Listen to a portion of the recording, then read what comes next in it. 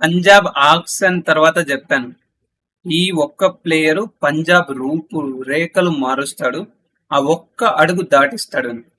అదే player Cooper Connolly. So first match గెలవడానికి ఒక్కడే నిలబడ్డాడు, గెలిపించేశాడు. సో అవుటల్ ఎండ్ లో వికెట్లు పడుతున్నా he was stand and he own the match.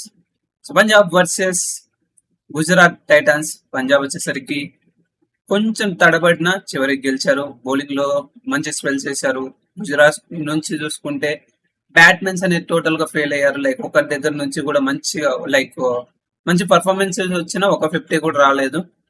And Punjab నుంచి బౌలింగ్ బ్యూటిఫుల్ గా వేశారు. ఈవెన్ బ్యాటింగ్ లో కూడా మంచిగా ఆడారు. గుజరాత్ టైటన్స్ నుంచి లాస్ట్ లో కొంచెం కంబ్యాక్ వచ్చింది. ప్రసిద్ధ్ కృష్ణ మంచిగా వేశాడు. But in the end they are on the losing side. So అసలు ఏం జరిగింది, ఎక్కడ మ్యాచ్ టర్న్ అయింది అనేది ఇన్ డీటెయిల్ గా డిస్కస్ చేద్దాం. Let's get started. So first of all చూసుకుంటే గుజరాత్ టైటన్స్ వచ్చేసరికి బ్యాటింగ్ వచ్చింది.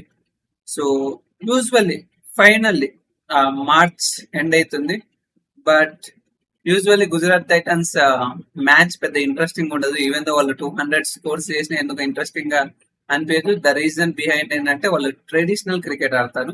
సో దానివల్ల మ్యాచ్ అనేది చాలా ఇంట్రెస్టింగ్ ఎప్పుడు ఉండదు.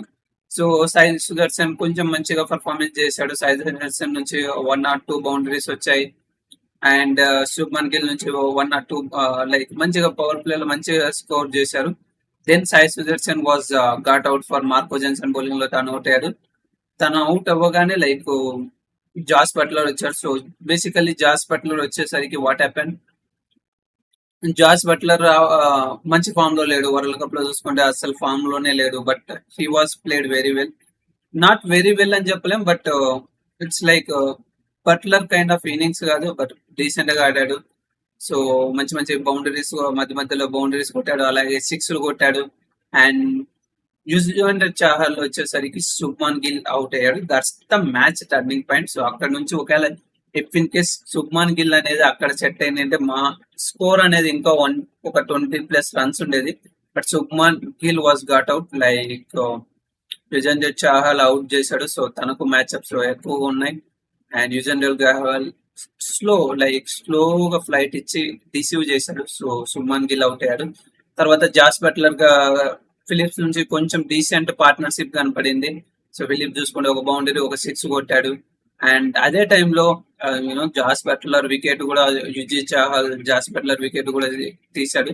సో జావియర్ బ్యాడ్లెట్ నుంచి బ్యూటిఫుల్ క్యాచ్ మంచిగా పట్టాడు. అండ్ గ్లెన్ ఫిలిప్స్ కూడా వైశాఖ్ విజయ్ కుమార్ బౌలింగ్ లో అవుట్ అయ్యాడు. అండ్ వాషింగ్టన్ సుందర్ చూసుకుంటే పూర్తిగా స్ట్రగుల్ అయ్యాడు.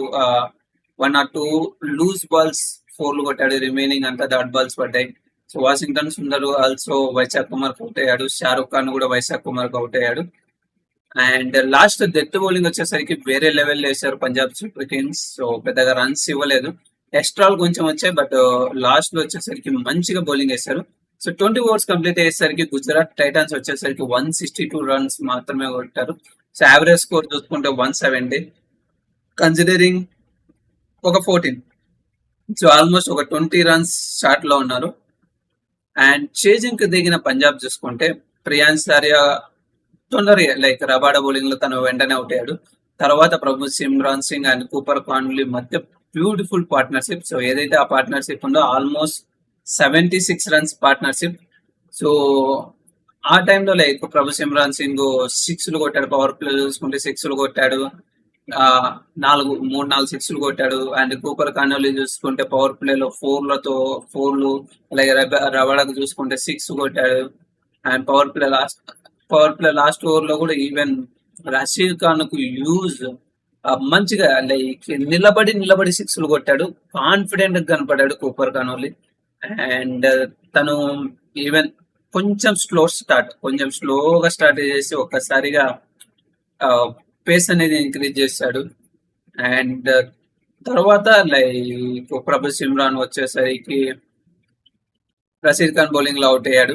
అండ్ ఆ తర్వాత వచ్చిన శ్రేయస్ అయ్యర్ చూసుకున్న శ్రేయస్ అయ్యర్ అశోక్ బౌలింగ్ లో like 2 back to back full shots కొట్టాడు. సో దాని తర్వాత ప్రసిద్ధ్ కృష్ణ వచ్చాడు ఇంపాక్ట్ ప్లేయర్ గా. తను వచ్చేసరికి almost 13th over so 13th over వచ్చాడు. వచ్చి రాగానే శ్రేయస్ వికెట్ తీశాడు. అండ్ శ్రేయస్ ఓవర్ ఆ నెక్స్ట్ ఓవర్ లో చూసుకుంటే మళ్ళీ వాషింగ్టన్ సుందర్ వచ్చేసరికి నేహాల్ వదేరా వికెట్ తీశాడు. అండ్ ఆ నెక్స్ట్ ఓవర్ లో చూసుకుంటే అగైన్ లైక్ అగైన్ ఎవరు అగైన్ ప్రసిద్ధ్ కృష్ణ వచ్చేసరికి శశాంక్ సింగ్ వికెట్ తీశాడు. అలాగే మార్కస్ టోనిస్ వికెట్ తీశాడు. సో దానితో అనేది మ్యాచ్ అనేది టోటల్ గా లైక్ ఆ 3 ఓవర్స్ లో 4 వికెట్స్ పడ్డాయి. అలాగే ఒక బౌండరీ కూడా రాలేదు.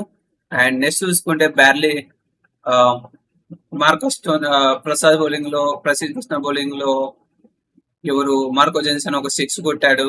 అండ్ నెక్స్ట్ అశోక్ బౌలింగ్ లో తను కూడా అవుట్ అయిపోయాడు. అండ్ బ్యార్లెట్ చూసుకుంటే వచ్చి రాగానే తను కూడా ప్రసిద్ధ దానిలో ఒక 6 కొట్టాడు. అండ్ 2-3 డబల్ కొట్టాడు. In the end last over లో చూసుకుంటే Cooper Connolly was finished with 4. Overall చూసుకుంటే very decent batting. So the way వికెట్లు కొలాప్స్ అవ్వడం దట్స్ కొంచెం కన్సర్న్ లైక్ పంజాబ్ గురించి. But Cooper Connolly what a player, like BBL లో ఎలా చేజింగ్స్ లో ఎంత బాగా ఆడతాడో అది మరొకసారి ప్రూవ్ చేశాడు. So he performed very well. చాలా మంచిగా ఆడాడు. And bowling Suman Gill captaincy కూడా చాలా మంచిగా ఉంది. లైక్ ఓవర్ రొటేషన్ చాలా మంచిగా చేశాడు. సో ఓన్లీ వన్ థింగ్ ఏంటంటే ప్రసిద్ధ్ కృష్ణన్ కొంచెం ఎర్లీగా తీసుకురావాల్సింది అనేది తప్ప he did captaincy very well, మంచిగా చేశాడు. సో బ్యాటింగ్ లో సమ్వేర్ అరౌండ్ 20 రన్స్ లాగ్ ఉన్నారు.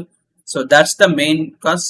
బట్ సో వాళ్ళ యూజువల్లీ అలాగే ఫినిషింగ్ లో డెత్ లో పెద్దగా రన్స్ స్కోర్ చేయలేదు. Almost 20 runs short because of death లో.